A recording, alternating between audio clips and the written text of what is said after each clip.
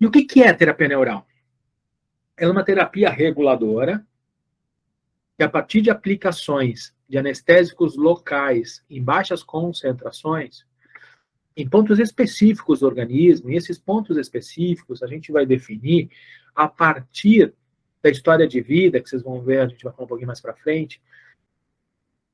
E aí, quando a gente aplica nesses pontos específicos, o objetivo é tentar neutralizar as irritações do sistema nervoso vegetativo.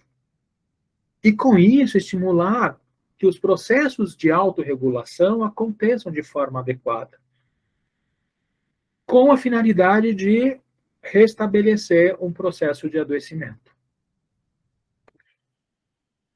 Esse é um conceito clássico que vocês vão encontrar em muitos livros.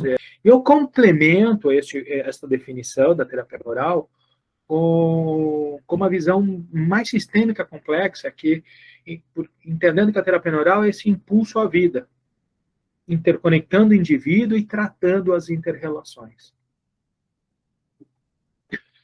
Quando a gente estuda a terapia neural, ou quando a gente faz terapia neural, a gente tem alguns conceitos importantes que a gente tem que estar sempre relembrando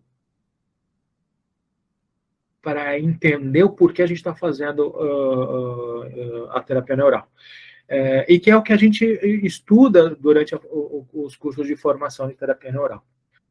Primeiro, como a gente já comentou, a fisiologia russa, né, essa escola russa que se chama nervismo, que estudou a neurofisiologia do sistema nervoso vegetativo, Pavlov como uma referência, e Speransky como seu grande discípulo e muito importante para a terapia neural, porque ele estudou a relação do sistema nervoso com as enfermidades. Um outro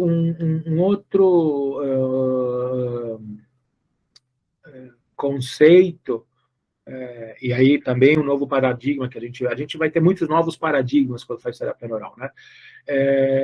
A gente estuda o sistema básico de Pischinger, que é o entendimento da matriz extracelular e todos os seus outros componentes, e é importante, e aí todos esses componentes junto com a matriz extracelular se chama sistema básico de Pischinger, porque Pischinger foi o primeiro que percebeu essa estrutura de forma interconectada e dinâmica, e como o papel da matriz celular nos processos de informação e nos processos metabólicos. Então, era muito mais do que só uma função estrutural, mas principalmente processo de informação. E por que isso é importante para a gente na terapia neural? Porque quando a gente entende isso, a gente entende de que forma a informação chega célula a célula, para que ela faça o que tem que fazer. E a gente entende a importância de cuidar dessa matriz extracelular, a importância de, se essa matriz celular não está, se o sistema básico de Pischinger não está adequado, não vai poder fazer de forma adequada os seus processos de transmissão de informação, seus processos metabólicos. Outro conceito que a gente estuda na terapia neural é a patologia relacional de Ricker, que é um patologista alemão que estudou a relação do sistema nervoso vegetativo, né? Ele fazia irritações do sistema nervoso vegetativo periférico, especialmente no sistema nervoso simpático perivasal. Ele via as alterações que essas irritações faziam no sistema vascular. E a relação que essas irritações tinham com o desenvolvimento das doenças. E aqui, isso também é incrível, e quando a gente estuda, isso tem uma aplicabilidade incrível para a gente na terapia neural, esse entendimento, porque, de novo, a gente começa a olhar de outra forma todas as irritações que acontecem no sistema nervoso, especialmente no vegetativo, e as consequências que isso leva, as respostas que isso leva.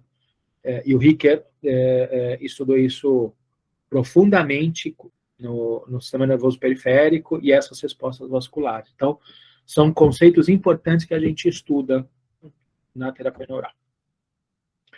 Além disso, a gente estuda pensamento complexo, que é essa visão das inter-relações dos sistemas complexos. A gente estuda física quântica, termodinâmica, biocibernética, que são escolas conceituais e filosóficas que procuram dar entendimento à vida sobre visões e aspectos diferentes e que se complementam, né? A biocibernética é importante para a gente na terapia neural porque ela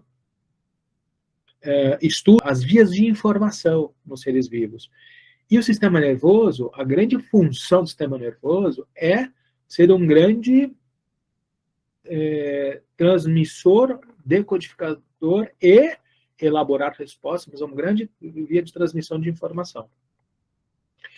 E aí a gente, então, amplia o entendimento e estudo do sistema nervoso vegetativo, entendendo que não é só essa parte mais física e neuroanatômica, como os grandes, né, os nervos e as grandes, né, sistema nervoso central, sistema nervoso periférico, mas se entende que faz parte de uma rede neural que está toda interconectada, onde, além de todas essas estruturas neuroanatômicas, né, também fazem parte as fáscias, com toda essa inervação, e o sistema básico de Pinchiger fazendo parte de todo desse grande rede de comunicação que está interconectado.